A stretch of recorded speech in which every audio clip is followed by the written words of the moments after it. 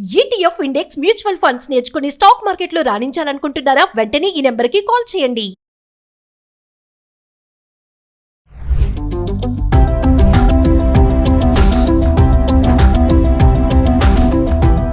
నమస్తే, welcome back to Suman. ప్రస్తుతం మనతో పాటు ఉన్నారు TEDx speaker, legendary award winner in real estate, business analyst doctor Nandi Rameshwar Rao గారు. సార్తో మాట్లాడదాం. నమస్తే సార్. నమస్తే అమ్మ. 28 years ఆఫ్ ఏజ్లో ఒక హౌస్ కొనుక్కోవాలి అంటే ఆ స్ట్రాటజీ కానీ ఆ ప్లానింగ్ కానీ ఎలా ఉండాలంటారు? ఫస్ట్ టైం హౌస్ కొనాలి అంటే మీరు చెప్పే టిప్స్ ఎలా ఉంటాయి? మోర్ దెన్ ఏజ్ అనేది ఒక ఫ్యాక్టర్ అండి. ఏజ్తో పాటు మీ financial stability is very important. How much your earning, how much. ఇప్పుడు ఒక 1 or 2 కేసు చెప్తాను. ఒక అబ్బాయి ఉన్నాడు, 27-28 years ఉంది. ఆయనకి 4-5 సిస్టర్స్ ఉన్నారు. ఈయన పెద్ద మిడిల్లో ఉంటాడు. తండ్రి లేరు, ఏదో ప్రాబ్లం అయిపోయింది. తల్లి ఉంది, తల్లి హౌస్ వైఫ్, ఇది ఇంట్లో పని చేసుకుంటుంది. అబ్బాయి ఇల్లు కొనాలంటే కష్టం. ఎందుకంటే 4 అక్క చెల్లెళ్ళు మెయింటైన్ చేయాలి, పెళ్ళిళ్ళు చేయాలి, భర్తలు తీసుకోవాలి, సారీ ఇవ్వాలి, కట్నం ఇవ్వాలి. ఆయన స్టైల్ వేరు ఉంటుంది. It very difficult for him to buy 28 years. Case 1. Case 2 ఈ వెల్ సెటిల్డ్. ఫాదర్స్ ఉన్నారు, ఐఏఎం చదివాడు, అహ్మదాబాద్ చదివాడు, 2-3 లక్షల శాలరీ వస్తుంది.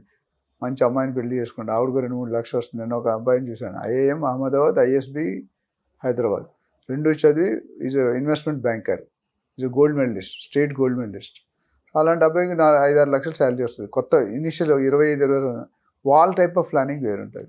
So at all end of the day real estate buying is your financial stability, your career progression.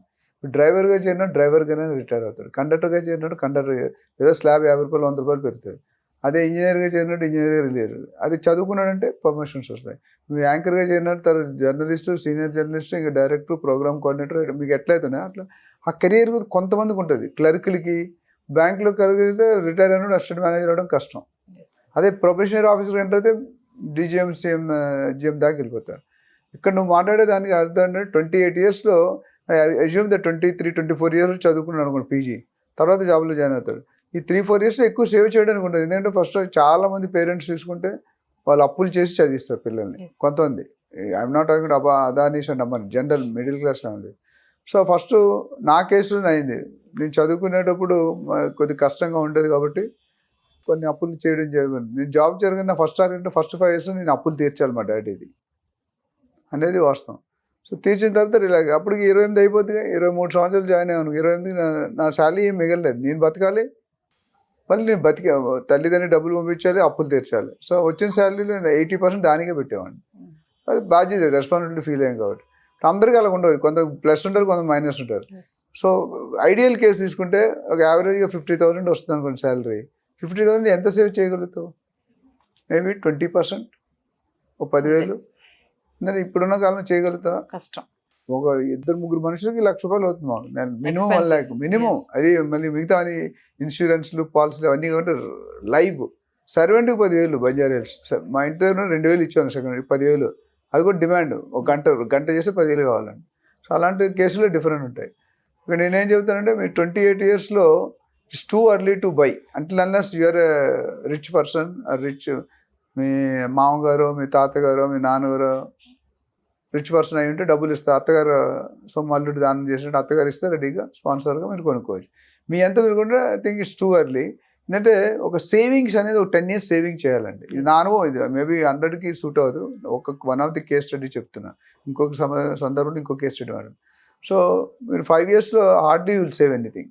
Because నువ్వు బైకులు కొనుక్కోవాలి, car కొనుక్కోవాలి, బైక్ కొనుక్కోవాలి, మంచి బట్టలు వేసుకోవాలి, మంచి లైఫ్ స్టైల్ ఉండాలి, మంచి అమ్మాయిని పెళ్ళి, ఇవన్నీ కంటే కొద్దిగా బ్యాక్గ్రౌండ్ బిల్డప్ చేసుకోవాలి ఈ time. So hardly you can save anything until if you're getting more than 2-3 lakhs that's. But very hardly ఇప్పుడున్న జాబ్స్లో 2-3 కంప్యూటర్ చేసిన వాళ్ళకి ఇంజనీరింగ్ 25,000 జీతం ఇస్తారు. 25,000 క్యాజువల్ లేబర్ బెటర్. రోజు 1,500. మేస్త్రి ఉంటాడు కదా, ఎంత తెలుసు? రోజు 1,500 అంటే 45,000. ఇంజనీరింగ్ ఎందుకు? ఆయన అన్పడ్ ఉంటాడు, అంగూటా ఉంటాడు. బట్ ఆయనకే 40,000-50,000 వచ్చినప్పుడు ఆయన ఓవర్ టైం చేసుకుంటాడు. 8 గంటలు 12 గంటలు చేసుకుంటే 60,000-70,000 వస్తుంది. So is better than an engineer అన్నా కదా. ఇప్పుడు right from Google to top to down the offices చాలా తక్కువ శాలరీ తీసుకుంటున్నారు. 20-30 కంటే ఎక్కువ లేదు. సో 30,000 ఈ రోజుల్లో ఎందుకు పనికిరాదు. అలాంటప్పుడు సేవ్ చేయలేరు. సో మనం యావరేజ్ కేసు తీసుకుంటే 28 years టూ ఎర్లీ అని నేను అనుకుంటాను. ఎప్పుడైనా మనకి కొనుక్కోవాలనుకుంటే ఒక 1 కోటి రూపాయల ప్రాపర్టీ కొనుక్కోవడం అంటే 25 lakhs ఉంటే బెటర్, 20%. అందుకని గవర్నమెంట్ కూడా బ్యాంక్ ఏమంటుంది, మార్జిన్ మనీ అంటాం. ₹1,00,00,000 పెట్టి మీరు ఇల్లు కొనుక్కోవాలనుకుంటే మినిమం 20-25 lakhs మీ దగ్గర ఉంటేనే వెళ్ళాలి. Yes. అయితే మీకు లోన్ కూడా రాదు. అచ్చా లోన్ గవర్నమెంట్ జాబ్ అయితే డిఫరెంట్. గవర్నమెంట్ జాబ్లో పెద్ద ఎదుగు బదుగు ఉండదు. ₹50-100 పెడతారు, సెక్యూరిటీ జాబ్.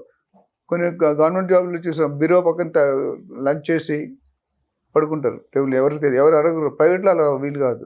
ప్రైవేట్ జాబ్ ఎప్పుడు ఉంటుంది ఎప్పుడు పోతుందో మీకు తెలియదు. ఇప్పుడు మీరు ఆ కమిట్మెంట్ తీసుకుని అనుకోండి, you will be under trust. Yes. Corona వచ్చినప్పుడు ఏమైంది, జాబులు పోయినాయి. జాబులు పోయినట్టు డబ్బులు రాలేదు. డబ్బులు రానుంటే ఈఎంఐస్ కమిట్ అయిపోయారు. ఏమవుతుంది, లగ్జరీకి అలౌడ్ ఉంటారు, క్లబ్లు వాళ్ళు, డబ్బులు ఎక్కడ ఉన్నాయి? సో నేను అనుకునే 20-30% మనీ మీరు స్పేర్ చేసుకోవాలి. ఎప్పుడు కూడా ఇంట్లో మనకి ఎమర్జెన్సీ, పిల్లలకు కానీ నీకు కానీ ఎవరికి అమ్మ నాన్న కానీ ఏదైనా ఎమర్జెన్సీ రాదు, అక్కడ 10-20 lakhs పెట్టుకుని. అందుకని లాస్ట్ టైం మనం చెప్పాం, ప్రతి ఇంట్లో కూడా 1 kg గోల్డ్ ఉంటే 1/2 kg నుండి 1 kg గోల్డ్ ఉండాలని. Yes. అదొకటే అన్క్యాషబుల్. నువ్వు సడన్గా కరోనా వస్తే 10-20 లక్షలు తీసుకున్నారు, ఎక్కడ ఇస్తాం మీరు? సో ఇల్లు కొనుక్కోవడం ఒకటి. మీకు స్టెబిలిటీ ఉండి డబ్బులు ఉంటే అది different story. Yes. So always take loan తీసుకుంటే 20 సంవత్సరాలు 30 సంవత్సరాల పైనే తీసుకుంటారు. ఇప్పుడు మీరు 28 సంవత్సరాలు తీసుకుంటే మీకు 60 years దాకా వెళ్ళి 30 years లోన్ తీసుకోవచ్చు. అంటే at the age of 28 house plan చేయడం అనేది ఎంతవరకు కరెక్ట్? కరెక్ట్, నాట్ రెండు కరెక్ట్ అని ఎప్పుడంటే it depends upon your financial stability, your career progression. Yes. కొన్ని జాబులు అదిగు బదిగు ఉంటుంది, కొన్ని జాబులు పెరుగుతుంటారు. Corporate companies every 2 years company మారిపోతారు వాళ్ళు, ఎందుకంటే ఇంక్రీజ్ అవుతుంది శాలరీ ఇంక్రీజ్. కొన్ని వాటిలో ఏమన్నారు, ఇప్పుడు గుమస్తాగా పనిచేసిన వాటి ఏం శాలరీ పెరుగుతుంది? చిన్నప్పుడు ₹1000 చేరితే రిటైర్ అయినప్పుడు 10,000 అవడం కష్టం. ఎవ్రీ ఇయర్ ఒక 500-200 పెరుగుతుంది. అలాగే కార్పొరేట్ లెవెల్ ఉన్న బాగా ఎడ్యుకేటెడ్, హైలీ ఎడ్యుకేటెడ్ వేరు, హైలీ అన్ఎడ్యుకేటెడ్ వేరు. ఈ రెండు కూడా 2 different కోణాల్లో చూడాలి. ఒక కేసులో ఎస్ అంటాను, ఇక 28 years will make 22 years job వచ్చింది, డిగ్రీ 21 జాబ్ వస్తే 7 years కూడా మేక్ 10-20 lakhs ఈజీగా. మంచి పొజిషన్, ఇప్పుడు ఐఏఎం ఇవన్నీ చదువుకున్న వాళ్ళకి బాగా డబ్బులు వస్తాయి, దే కెన్ బై.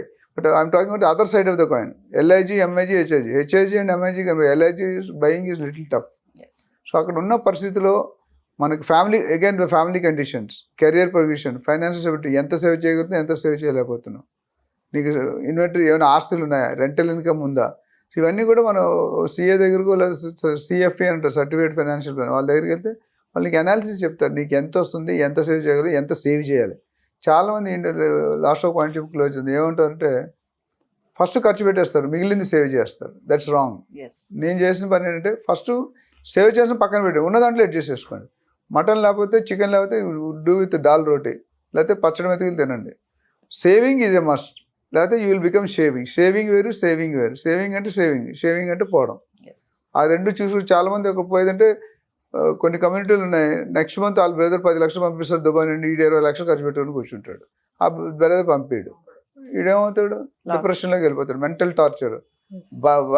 ఎవడైనా మగవాళ్ళు ఆడవాళ్ళు సంపాదన పెడితే వాళ్ళకి వాల్యూ ఉండదు, ఇంట్లో వాల్యూ ఉండదు, అత్తగారి దగ్గర వాల్యూ ఉండదు, ఫ్యామిలీలో ఏడు తిరుగుతున్నట్టు భార్య సంపాదన. అదే భార్య కంటే ఎక్కువ సంపాదిస్తే ఇట్స్ డిఫరెంట్ స్టోరీ. సో ఎవరైతే women can depend on husband, but husband can not depend on women. ఇవన్నీ కేసులు చూసుకొని మనకి ఎవరికైనా ఇంట్రెస్ట్ ఉంటే మనం దగ్గరికి వస్తే ఆ పారామీటర్స్, డాక్టర్ దగ్గరికి వెళ్తే కేస్ స్టడీ ఎలా చేస్తాడు, మొత్తం అడుగుతాడు, ఏం తిన్నావు, ఏం చేసావు, ఎలా ఉంది, ఎన్ని రోజులు వచ్చింది అని చెప్పి టెస్ట్ చేసి మందులు ఇస్తారు. ఇక్కడ కూడా మన ఇండివిజువల్ బ్యాక్గ్రౌండ్ బట్టి you should take a decision.